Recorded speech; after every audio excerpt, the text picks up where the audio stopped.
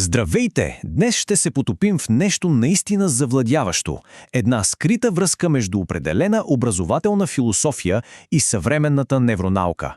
Ще видим как възпитаването на характера не е просто някаква хубава идея, а процес, който, представете си, буквално оформя и изгражда мозъка. И нека започнем с един наистина фундаментален въпрос. Замислили сме се каква е истинската цел на образованието. Дали е просто да не подготви за кариера, да ни даде професия, или може би е нещо много повече. Може би е подготовка за самия живот, с всичките му възходи, падения и сложни взаимоотношения. Добре, да навлезем в темата. Разбира се, академичните знания са изключително важни, никой не го оспорва. Но има и друга част от пъзела, нали? Изграждането на характер, на устойчивост, на емоционална зрялост. Това е една абсолютно критична, но за съжаление често пренебрегвана част от развитието на всяко дете. И точно тук се появява една програма, наречена «Уроци за сърцето». Нейната основна мисия е именно тази – да отиде отвъд традиционните предмети като математика и литература и да се фокусира върху онези неща, които ни правят пълноценни и осъзнати човешки същества. Ето тук става наистина интересно. Програмата не разглежда добродетелите като някакви абстрактни философски понятия. Не, тя ги преподава като съвсем практически, усвоими умения. Неща, които могат да се прилагат в ежедневието, точно както прилагаме знанията си по история или физика. Говорим за умения като уважение, щедрост, смелост, емпатия. И сега стигаме до ядрото, до уникалното прозрение на тази програма, а именно решаващата критична връзка между нашите емоции и способността ни да действаме добродетелно. Нека да видим как точно се случва това. Познато, нали? Колко пъти ни се е случвало. Знаем кое е правилното нещо, което трябва да направим, но изведнъж гневът, страхът или някакво друго силно чувство просто взима връх. Ето, точно тук на сцената излиза емоционалната зрялост. И ето я гениалната идея, вижте. Добродетелите често са просто трудни емоции, които сме се научили да разбираме и да трансформираме. Тоест, емоциите не са проблем, който трябва да се потиска, те са ценни сигнали.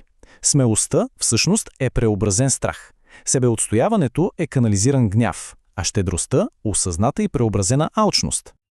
Добре, всичко това звучи прекрасно, нали? Звучи вдъхновяващо. Но дали е просто една красива теория? Какво всъщност казва твърдата наука за това? Има ли доказателства на ниво мозъчна дейност? Време е да построим моста. От едната страна имаме образователната философия, а от другата ни чака научната рамка на доктор Дан Сигъл и неговата сфера, наречена междуличностна невробиология. Какво означава това сложно име? Най-просто казано, тази наука изучава как взаимоотношенията ни с другите хора и емоционалните ни преживявания буквално физически пренареждат връзките в мозъка ни. Всяко преживяване, всяка емоция оставя своя отпечатък. Ето една концепция, която е толкова проста, но и толкова дълбока. Според доктор Сигъл, самият акт на това да разпознаем и да назовем една емоция, да кажем «аз се чувствам ядосан» или «страх ме е», активира определени части на мозъка, които помагат да се успокои емоционалната буря. Просто като го назовем, ние вече започваме да го управляваме. И сега, моментът, в който всичко се свързва. Моментът, в който ще видим как класната стая и лабораторията по невронаука всъщност говорят за едно и също нещо, просто на различен език. Ето го и аха-момента. Погледнете тази таблица. Това е мостът, за който говорихме. От едната страна са практиките от уроци за сърцето, а от другата – научните принципи. Когато децата се учат да говорят открито за чувствата си, те на практика прилагат принципа «назови го, за да го укротиш». Когато учителят създава безопасна, неосъждаваща среда, това насърчава сигурна привързаност, която е ключова за здравословното оформяне на мозъка.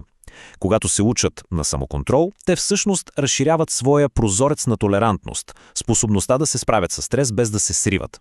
А когато се учат да разбират гледната точка на другия, те развиват това, което Сигъл нарича mindsight, или умение за ум, основата на емпатията. Практиката и науката се срещат.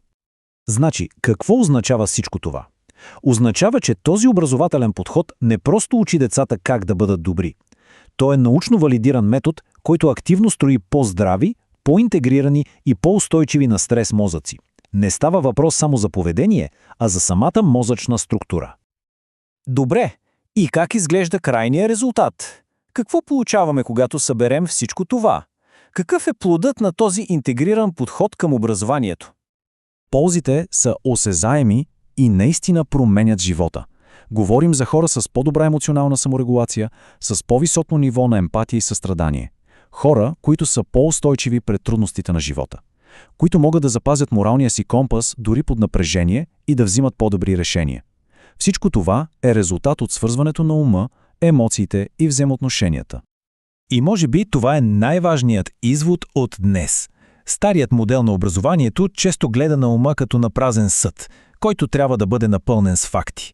Но тази нова, холистична визия ни казва нещо друго. Истинското образование е в това да помогне на различните части на ума да се свържат и да работят заедно в хармония, да го интегрираме. И така ще завършим с този въпрос за размисъл. Въпрос, който е валиден за всеки от нас, като родители, учители, като общество. Какви стъпки предприемаме, за да сме сигурни, че не образоваме само умовете, но и сърцата на следващото поколение? Благодаря, че отделихте време за тази тема.